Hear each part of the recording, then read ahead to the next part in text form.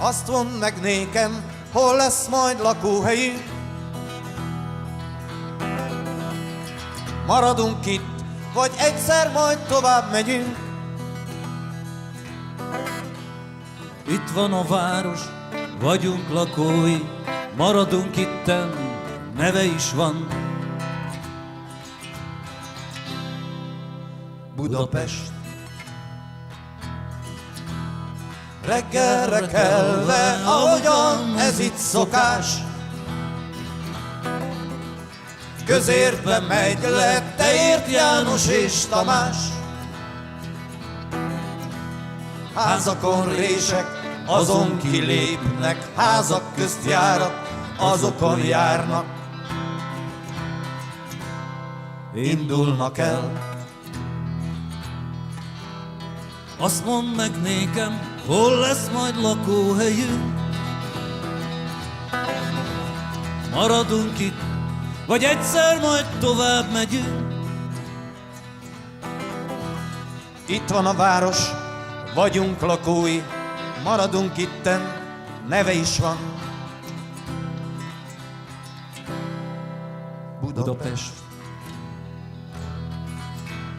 Reggelre kelve, ahogyan ez itt szokás, közértbe megy le, Teért János és Tamás. Tócsák tükrében, magukat nézve, dohány szemcsékkel, zakók zsebében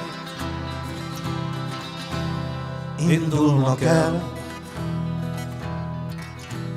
Kérdésem volna, pálinkát mérnek-e már?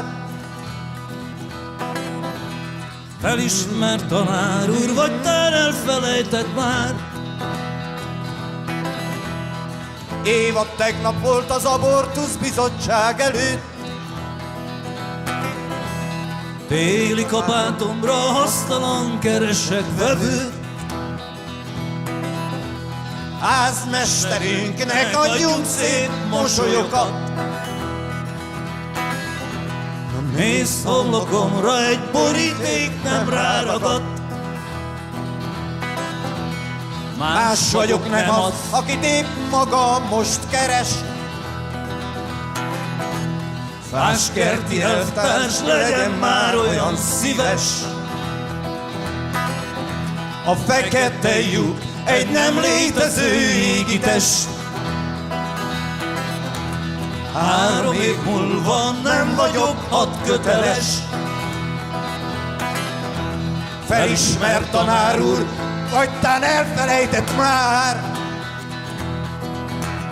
Kérdésem volna, pálinkát mérnek-e már?